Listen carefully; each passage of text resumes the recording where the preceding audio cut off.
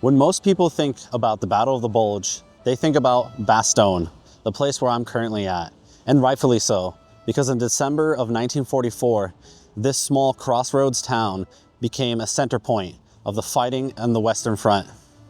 In December 1944, the Germans launched a surprise offensive through the Ardennes that we now know as the Battle of the Bulge.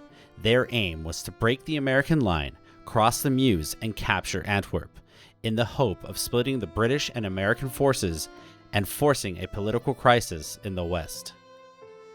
The first units to be hit out here were parts of the 28th Infantry Division, the 9th Armored Division, and other scattered outfits.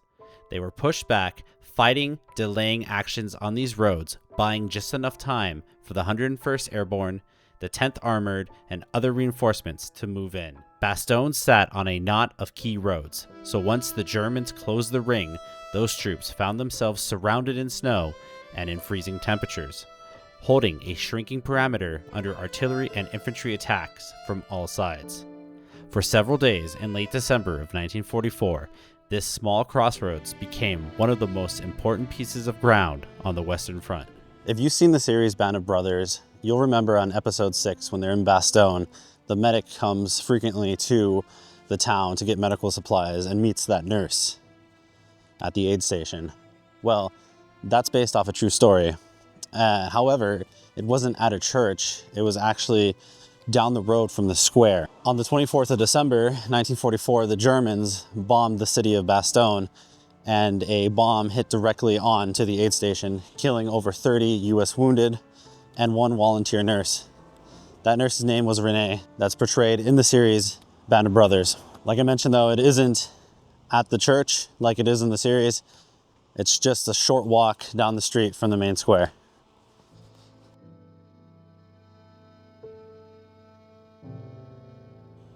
So what is now a Chinese restaurant? We're looking at what was on December 24th, 1944, an American aid station. On that December day, on the 24th, Christmas Eve, it was hit with a bomb, killing over 30 US wounded and 1 volunteer Belgian nurse.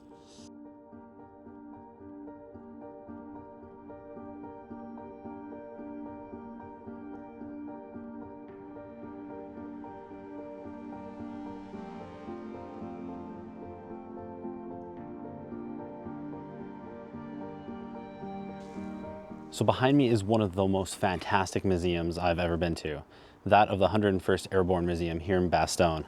And the building behind me also has some cool history because this building used to be the officers' mess for the Belgian army before the war. And then when the Germans came, they used it to house their NCOs, kind of like an NCO club. And then when the Americans came after the battle, it was Red Cross Center. And now it houses the 101st Airborne Museum, which, by the way, if you haven't heard of it, you need to check this place out. It is fantastic.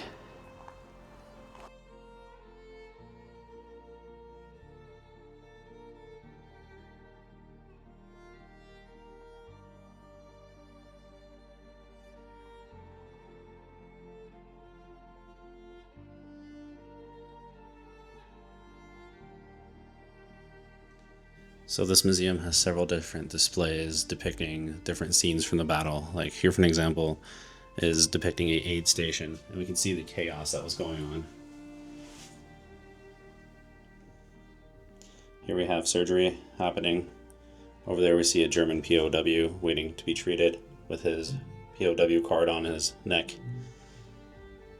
Over here, a chaplain.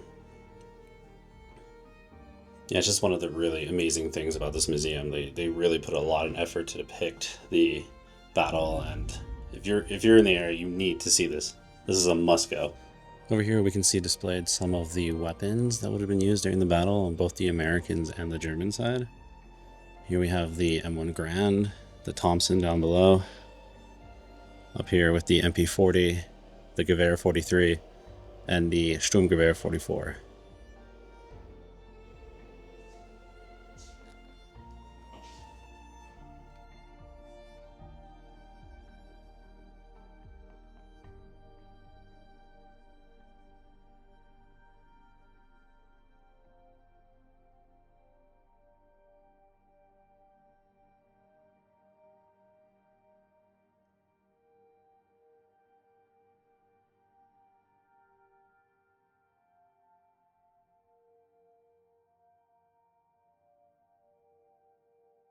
During the battle, it was freezing temperatures. Both sides were fighting for warmth, and here is a scene depicted just that.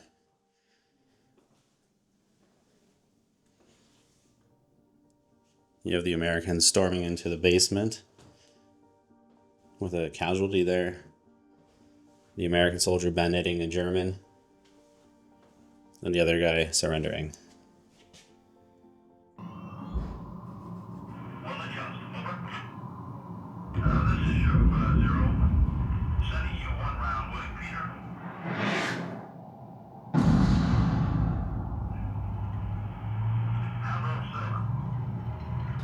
So the museum itself deserves its own episode. There's so much cool stuff in there. So many displays, artifacts, all that stuff. Unfortunately, I don't have the time to cover that in my short trip here. But there are other YouTube channels that have done exactly that. For example, JD over at the History Underground has a fantastic episode where he goes in there and looks at some of the really amazing artifacts in more detail. So go check that out, because that is, like I said before, that is the best museum that I've been to in a long time. It's fantastic. The mixture between the artifacts, the displays, it's entertaining. Even if you aren't that knowledgeable or that big of a fan of history, you're still gonna find something in there to learn about.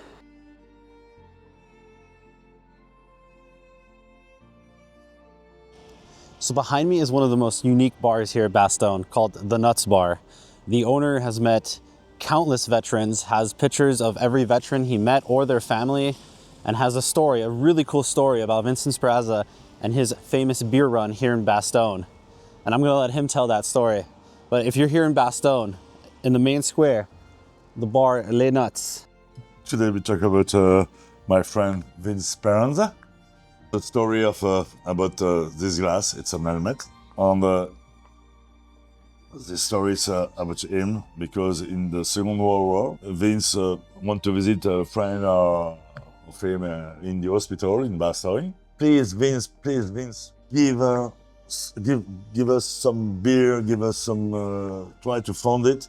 So, going downtown on the left side here, he tried to open the first bar. There is no beer, no glasses. The second, the same. On the third one, there is some beer, but no glasses. All was destroyed. All the Bastogne was underbombing. But so he took his helmet, filled up the helmet, and coming back to the hospitals. But the major medic was here, and he is waiting for him. He come near the major medic, and the major medic say to him, "Okay, you have no choice, Vince. You put your helmet on your head, or you are dishonorable for the army." You are. So he put his helmet on his head, pen of beer. Yeah. On all the hospital, all his friends. My gosh! Amazing. It's really amazing. My friend said, "Okay, I must do a beer with an helmet." So we create this beer, we make some research, and we have found the veteran. That's amazing. Well, it's... So in some of the previous episodes, I was in Luxembourg and went to the war cemeteries for both the Germans and the Americans and talked about some of the stories of the men that are buried there. Now I'm in Bastogne, around the area where they fought at. I'm going to try to connect those stories so we can see not only where they lay in rest, but where they fell. Also, Bastogne is an amazing historical place, so we're gonna check out some of the sites as well. I think when we're talking about the Battle of the Bulge, we often don't give the Belgian suffering enough recognition.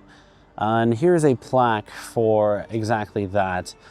It's a memorial that you'll have for Belgian fallen from the First and Second World War. Yeah, I know it's not in the scope of the Battle of the Bulge, but you know, these are stories and suffering of people, and it also needs to be remembered and not forgotten. Not too long ago, I did a video about German memorials throughout different towns, and I think it's fascinating to see other memorials in different countries that depict the same idea, the suffering that a town went through during the hardships of the wars. That each person, every name on here is a story from this area, and I just think this kind of stuff is fascinating, and these kind of stories need to be remembered.